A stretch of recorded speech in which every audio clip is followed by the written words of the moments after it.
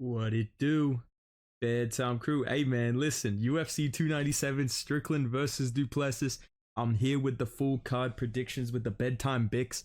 Last week we went 9-2 on Ankalaev versus Walker 2, so I'm pretty hyped to do my predictions for this card. I know it's not the most stacked card on paper, like I'm Anthony Smith, trust, but I think it's actually going to be banger fights. So let's get into these early prelims. Starting off, we got Malcolm Gordon versus Jimmy Flick.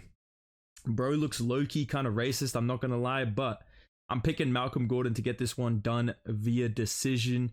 The reach advantage is very, very promising. I just think he's had better wins in the UFC, just better performances overall. But yeah, starting off the card with some unranked flyweights. We love to see it. Dana is cooking up with the oil. Let's go straight to the women's flyweight fight next. We got Jasmine Judvicious versus... I don't even know who the fuck's supposed to be. I'm pretty sure it's Priscilla Cachoeira. I don't know why she's not on the Google thing. But you know, it is what it is. That's good for me because I'm picking Judvicious. I think a lot of the Canadians on this card are gonna get W's. I think there's only one or two that I'm not picking on this card, to be honest. So I think Judvicious is just a better fighter. The Canadian crowd's gonna be behind her. She looked pretty good in her last fight, even though wait, never mind. Her last fight was against Tracy Cortez. You know what I'm saying? Tracy Cortez looked pretty good in that fight too. You know what I'm saying? Damn. But no, I mean, losing to Tracy Cortez is not a big deal. I think she's actually a pretty good contender at women's flyweight. And before that, Judvicious looked pretty good. I think she fought at 289. Cachoeira gets submitted a lot, so I think the grappling is going to be a weakness for her. And I'm going to say Judvicious gets this one via decision. Or maybe a submission, but I'm going to lean decision, to be honest. Let's move on. We got Johann Leness versus Sam Patterson. He's fighting Lucas Tracy in his second UFC fight. We'd love to see it. Very interesting matchup. I think Sam Patterson's height and his reach is very good for him to keep this fight going. I think once it leaves like the second round, if he can avoid the big power, Sam Patterson can definitely win this fight. But I'm going to say Leness gets this one done by KO. I just think he's the more explosive, more dangerous guy. Not super confident, to be honest. I could definitely see Sam Patterson winning, but I'm just going to trust Johann Leness to get this one done via KO. I think he's Canadian as well, so I think he's going to get this W somehow. Because the 289 card, they all fucking won. All the Canadians won, bro. So I'm going to keep that theme going. I think Johann Leness gets this one done by KO. Let's move on to the prelims. First prelim on the card. We got Jillian Robertson versus Viana. Damn, that's crazy, bro. I'm going to be watching this one very, very closely. I almost want to pick Polyana Viana just because she's hot, but I think I'm going to pick Jillian Robertson by submission because she's actually good at fighting. I know she's 12-8, but she trains with a good team. The Goat Shed is actually a pretty good gym, and her grappling is some of the best in WMMA. She submitted Rose Namajunas in competition pretty easily. She's got some good armbar and good rear naked choke wins on her record, and I think Jillian Robertson's going to win this fight just because Polyana Viana likes to grapple as well. I think it benefits Robertson to get this one done. Plus, she's Canadian, bro, so she might be the favorite. If she's the favorite, Polyana Viana is not a bad pick, but I'm going to lean Jillian Robertson to get this one done by submission. Okay, we can stop talking about fucking WMMA now, dude. Now we can talk about what I really want to talk about. Unranked bantamweights, dude. This is what I like to see. I like to see contender series level fights on UFC pay-per-views. Dana once again cooking up hard. I'm going to pick Serhi City to win this one. I've legit never heard of this dude in my fucking life. I think he's going to get this one done via TKO. They already fought on the contender series. He already won. I know it was an early stoppage, but I'm just going to trust him to win this one. It kind of reminds me of like other situations where the first fight's a bit of a fluke and the second one, the guy usually puts a stamp on it. Magomed Ankalaev, Johnny Walker's an example. Another one that comes to mind is Abdulrazak Al Hassan versus, what's that dude's name that trains with ATT? You guys know Sabah Hamasi or whatever his name is? Yeah, that guy. So it reminds me of that. I'm going to pick Serhi City to win by TKO. Don't actually care. Now we got a fight I care about. Now we got a fight that I actually want to talk about. We got Sean Woodson. Sean the Alien Woodson. Sean Area 51 Woodson versus Charles Jourdain. He's actually a firefighter though. He's actually has sick fights. Very interesting style matchup. Like Sean Woodson's boxing, his length is going to be really, really beneficial against Woodson. Against Jourdain, excuse me. But Jourdain, I think, has the better grappling. I would say he's a better fighter overall, especially with his kicks. The power difference will probably be not too much. Like, I think they're going to have similar power against each other. And I just think Charles Jourdain is just more well-rounded, better momentum, beat better competition as well. Like, you're seeing Sean Woodson go life and death with, like, debut guys, and he should have lost that fight where he got knocked down and the guy kneed him in the head. So I just think Charles Jourdain's better overall. I'm gonna stop trying to be analytical about this. I think he wins a decision for the Canadians. Let's move on. We got Brad Katona. Jesus Christ, these prelims are terrible. Oh my god. Brad Katona versus Garrett Armfield. This is actually a really tough one, dude, because Garrett Armfield is pretty good. Like, I think I rate Brad Katona pretty highly. He's fought pretty good competition. To win tough twice, you know he's a solid competitor. Good grappling. He's lost to good guys in the UFC. That's his only losses are to like some other guy in the UFC and Marab. So he's pretty fucking high level. But the reach disadvantage worries me. Garrett Armfield's boxing looked really good in his last fight. I believe it was on that UFC Singapore card. This is like a pick'em for me. I'm going to lean Brad Katona by decision, but I think it could be a bit of a robbery type situation. So I'm going to pick Brad Katona by decision, but I'm really not confident at all, and I wouldn't be surprised if Garrett Armfield pulls off the win. Let's move on. Main card, not actually that bad. Starting off, we got, I'm going to be fighting, outside, be a good fight, I might win, I might lose, I'll be alright. We got Arnold Allen, the biggest YouTuber on the planet, versus Movsar Evloev, the GOAT. Very, very interesting matchup. I've been going back and forth on this one a lot because the Diego Lopez fight is one thing I look back on. But then I look at Arnold Allen's record and I'm like, oh, record, sorry, I don't know why I went American for that. I look at Arnold Allen's record and I'm like, I mean, Nick Lentz, dude. Like, Nick Lentz, like, Sadiq Youssef, like, I don't know. I just feel like Arnold Allen, especially going to that Holloway fight, got overrated a lot. And a lot of what I'm thinking about in terms of this fight is the striking. Because I think, obviously, Evloev's going to be able to take him down, but I do think Arnold Allen's going to be good enough to get back up to his feet enough, or, wall walk up the fence and be held against the cage a lot, but not really get submitted, or I don't think he'll take a lot of damage on the ground. I think what it'll come down to is the striking. If Arnold Allen can do enough damage to win this fight, I do think he'll drop Movsar Evloev at some point with a hook. I definitely see Evloev like rushing in, getting clipped with a hook, like taking a knee. Allen kind of scrambles to get him out of there, big bombs. And I could see that affecting his cardio at some point, especially if round one he drops Evloev and then he kind of slows down from trying to finish him. I could definitely see that happening where he goes Dan Hooker mode but gets taken down. And I think overall Evloev has higher output. He's more accurate of a striker. He's got good enough defense to where I'm not like good enough defense, in terms of significant strikes absorbed and all that stuff. He's got a reach advantage, which just doesn't feel real. Like, I look at Evloev and he just has T-Rex arms. I don't know how he has a longer reach than Arnold Allen, but I think he has good enough defense over like minutes of the fight, mixing in takedowns. He shoots a lot of takedowns per minute. And like I said, he's more accurate with his shots. He throws more shots. And I think that's going to add up. It's going to be one of those fights where you look at the stats after the matchup and you go, well, Arnold Allen landed the knockdown, but Evloev landed more strikes. He had the control time. He had takedowns. And I think Evloev's going to win a unanimous decision victory. Maybe a split decision, but I'm going to say Evloev wins this by decision. Using his wrestling, using his straight punches, using volume, which is really kind of the weakness of Arnold Allen, is just not having enough output. He looked good against Max Holloway, but I think it's just a completely different matchup. Not saying Evloev's better than Holloway. I'm just saying he's completely different. You know what I'm saying? Like, he's a grappler. If Arnold Allen blitzes Evloev, he's going to get a shot. He's going to get taken down. He's going to have to defend a takedown, use a lot of energy to sprawl and get pushed against the fence, get off the fence. So I think it's a different matchup. And I think stylistically, Evloev has the volume, the wrestling, and the output to do this via decision. So that's my pick. Let's move on. We got Chris Curtis versus Marc-Andre Barriault. Don't know how you're fighting a Canadian and you're the softest one in the matchup. Chris Curtis, one of the biggest crybabies in MMA alongside Dustin Poirier. I still like Chris Curtis though, I'm not gonna lie, dude.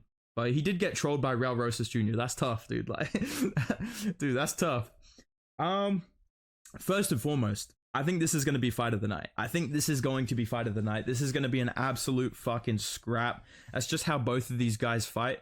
But the style of Andre Barriault just favors Chris Curtis so much. I was overthinking this at first. I was like, the Canadian sweep I think is going to happen. But Andre Barriault has not really beat the level of competition that Chris Curtis has. He has a win over Brendan Allen. He has a win over Rodolfo Vieira, who's not that good. I'm just saying, like, but that was a really good performance. And I think the guys that he's lost to are higher level than Andre Barriot. And their style was kind of the reason. Like, Jack Hermansson used a lot of kicks. Kelvin Gastelum mixed in that wrestling. The headbutt obviously played a factor. I don't think Andre Barriot is going to wrestle that much. I think it's just going to be a boxing match. And I'm predicting Chris Curtis to get the body shots going, to get the hooks going. The jab will be there for him as well when Barriot tries to pressure him. And I think Chris Curtis is going to win a pretty clean decision. It's going to be a bit of a scrap, but I don't think it'll be like a absolute like life and death who actually won. I think it'll be a clear Chris Curtis win, but it will be like a banger, exciting fight, if that makes sense. But yeah, I think the style matchup just favors Curtis so much. Plus, he's training with Strickland, dude. He's going to be motivated as fuck to get this shit going. So I think Chris Curtis is going to get a decision W. Speaking of decisions, we got Neil Magny. Bro's featured fight on a pay-per-view. I don't know how he's pulled that off after his last fight. And he's taken on Mike Malott. Listen, dude. Here's the fucking thing, right, guys? Listen, dude. I almost picked Neil Magny. I was looking at this matchup and I'm like, all right, Mike Malott, who did he beat? He beat Adam Fugit, bro. Like, what the fuck? You know, he beat Mickey Gall, dude. So I was like, I don't know if it's really like, if he's really ready for this matchup. And I was gonna pick Neil Magny, and I rewatched Neil Magny versus a couple of his fights. I was watching, frankly, a lot of Neil Magny. I fell asleep 4 times, but listen, he's a very good fighter. I was watching Neil Magny, dude, and I was trying to like rationalize to myself, like, okay, he's not losing that bad. Okay, he's not gonna lose that bad to Mike Malott, right? Like Mike Malott's not gonna finish him like that. And I just stopped myself. I was like, what the fuck am I doing? Like, I'm watching this guy just lose and lose and lose and lose and lose. And I'm like, yeah, fuck it. He's going to win, bro. I think he's done. I think after that Ian Gary performance and after the whole situation surrounding it and just how he looked in that fight, how he looked against Gilbert Burns. I know it's Gilbert Burns, but still, I think Mike Malott's going to finish him, dude. I think Mike Malott's going to chop up his leg. He's going to get a submission. Maybe a DAS or a guillotine. I could also see a rear naked choke happening as Magny tries to just force his way back up. He got taken down really easily by Ian Gary, and I think not many people talk about that in the matchup. All they really talk about is the calf kicks, which is a big deal. And really the only thing clean Gary was landing in that first round was calf kicks, but he was taking down Neil Magny pretty easily as well. And I think if you don't jump into a submission against Neil Magny, you're probably going to win at this point if you're explosive and you're dangerous. So I'm going to say Mike Malott gets this one done via submission. Like I said, rear naked choke or guillotine is probably what I'm going to pick. But yeah, dude, it's sad, bro. I want Magny to win. I like Magny, but I think Malott's pretty entertaining. He's pretty explosive. He's very high IQ as well, so I don't see him making a stupid mistake losing this fight. Give me Mike Malott by submission. Let's talk about the co-main event. You know, at first I was like, this is bullshit. Like I don't want to watch this fight, blah, blah, blah, blah, blah. And I just want to say, dude, still don't give a fuck. Like, I still don't care. But Mayra Bueno Silva, very interesting as a champion. I think she'd be very interesting as a champion. I think that would be better for the division than if Raquel Pennington wins. Raquel Pennington, if she's like the underdog, like a huge underdog, I would say pick her because she's actually pretty good. She's got a reach advantage. She's got good boxing. Full WMMA, of course. Don't get it fucking twisted, right? But Mayra Bueno Silva, I just think 25 minutes is way too long to not finish Raquel Pennington. Like, I just think that's way too long for someone whose win streak has comprised of finishes, if that makes sense. Like, if she's finding finishes against like Holly Holm and other good competition that I'm sure she's for, I don't actually care. I haven't watched any of her other fights, dude. If she's finding finishes on this win streak against these competition, I think she can do it against Raquel Pennington, who is quite old, who is kind of slowing down, who does have moments where you go, okay, yep, this is still women's bantamweight. I think Mayra Bueno Silva is more explosive, more dangerous, and 25 minutes is such a long time to not find a finish, especially when you look at her finishing abilities versus Raquel Pennington. The danger level is quite low. Like, if Pennington wins, it's going to be by decision. There's no insane defense from Pennington that I go, yeah, Bueno Silva's going to gas out trying to finish her, or man, she's going to have a hard time taking down Raquel Pennington. She's going to have a hard time getting a hold of her. She's going to have a hard time hitting her. None of that is part of the factor. So I think give me Mayra Bueno Silva by submission. Round 2, round 3. Maybe a guillotine. I could definitely see a triangle if she just jumps guard and pulls some shit like that. If Raquel Pennington kind of slows down a bit or gets cracked, I could see that happening. I'm going to say Mayra Bueno Silva gets this one done by submission. Let's talk about this main event, dude. here's the fucking thing, right? You guys, listen, dude. Hold on, dude. I was thinking about this fight for a really long time as, okay, Dricus du Plessis is going to KO Sean Strickland, you know, leaning back. He's going to catch him with the blitz as he's leaning back, and he's going to chin him, and he's going to follow up, finish him in round 2 or round 3. I have changed my mind. I think Sean Strickland's going to win this fight, dude. I felt this like zen come over me when I was watching the countdown, and I was watching these guys' previous fights. I felt this zen of like, what are you doing? Like, pick Sean Strickland. He's actually got all the tools needed to beat Dricus du Plessis. And I think I was just like, that Alex Pereira fight has just shaken up his perception so much. If you take away the Alex Pereira fight, which a lot of people agree, I think Sean Strickland kind of did that to himself. Like, he was like trying to walk down the most dangerous kickboxer in the UFC, like just a stupid fucking game plan, right? The Cannonier fight, everybody agreed that Strickland won that. Realistically, Strickland could be like one loss at middleweight only. I think the Pereira fight, you know, it is what it is. But that Cannonier fight, if it went his way, he'd only have one loss at middleweight to Alex Pereira, which is not a bad loss at all. And he didn't try to wrestle whatsoever.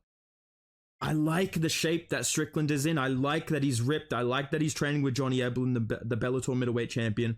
I like that he's wrestling nonstop with Ankalaev and Shabazian and Tavares, who's fought Dricus du Plessis before, who arguably gave Dricus du Plessis his toughest fight besides Darren Till, which, you know, it's Darren fucking Till, which is a bit concerning.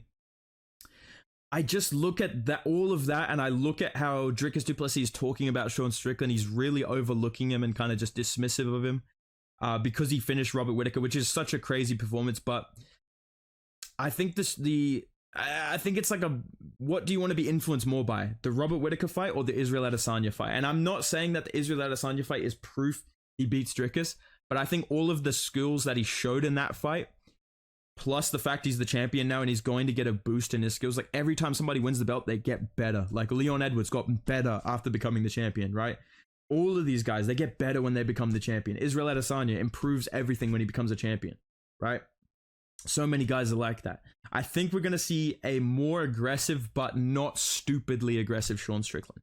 I think the shape that he's in, he's going to try and push the pace. He's going to try and get in the pocket with Dricus. And I think he can make Dricus miss enough to not get put out in the first 3 rounds. If Dricus du Plessis is going to win, it's going to be by KO inside 3 rounds. That is like pretty fair to say. But I think Sean Strickland's defense is going to really hold up in this matchup. I think Dricus du Plessis, like, he goes in big blitzes, but then there's a lot of standing still. There's a lot of freezing after he throws it. I could see Sean Strickland moving out of the way of a lot of things. Bang, bang, bang, shooting 3 shots back at Dricus du Plessis and kind of, you know, tagging him up a bit, moving out of the way, circling. I don't think he has to hurt Dricus du Plessis to rack up numbers, to rack up damage. And I think that Jared Cannonier fight showed that he can do damage against scary, powerful guys on the back foot. I think he needs to have more output to win this fight than the Cannonier fight. And I think he needs to be a lot more worried than he was against Cannonier. But I do think that, weirdly, Cannonier was more technical, more skillful, which made it more difficult for him. Whereas this fight, I think if Dricus misses, it's going to be big misses. I think if he shoots a takedown and it goes bad, he's going to be face down on the canvas, getting back up to his feet all the way up. You know, he's going to be trying to do that lateral drop and using a lot of energy to try and get Strickland down, or using a lot of energy to try and catch Strickland on the chin. And I can definitely see Dricus slowing down round 3, round 4, round 5. And we know Sean Strickland won't slow down. We know he's training with big, strong grapplers like Ankalaev, Johnny Eblen, very talented fighters. I trust Sean Strickland to get this done. And you know what else makes me think Strickland's going to get this done? Eric Nixick, dude. He's actually the coach of the year. He's already coached Tavares to fight Dricus du Plessis. He's watched Dricus du Plessis fight one of his guys. And if Brad Tavares is winning 6 or 7 minutes against Dricus du Plessis, Sean Strickland has better cardio, probably has similar takedown defense. He's a very high takedown defense guy. When you look at his statistics, his defense, significant strike defense is very high as well. I think he's going to be able to make Dricus miss more and use less energy. I think he's going to prolong this fight because it is 5 rounds. We've never seen Dricus go 5 rounds in the UFC. I think Sean Strickland is going to probably lose the first 2 rounds, start to build some momentum, start to really catch up to Drickus as he misses more and he does uses more energy to try and get something going. And I think he's going to win late 3, 4, and 5. I'm going to say Sean Strickland wins this fight by decision and maybe late TKO, but I think Drickus is a tough motherfucker, dude. It's going to be a crazy fight. I'm not confident in my pick, but I'm leaning Sean Strickland by decision. I think he is the better technical striker. I think he has the better cardio. I think his defense will really come into play. I think he's just probably seen this style in the gym. He's probably grappled with bigger and better guys. And I think he has all of the tools and the coach in his corner to figure this shit out. I think Strickland's going to get this one done. But let me know what you guys think down below. I'm excited for these fights. I know that it's a risky pick to pick Strickland. Drickus is a live dog with the fucking power, but I'm leaning Strickland based on his skills. Let me know what you guys think down below. Make sure you drop a like if you enjoyed the video. Subscribe to the channel for more. Go follow me on Instagram at Bedtime MMA. I will see you in the next video, boys. Goodbye.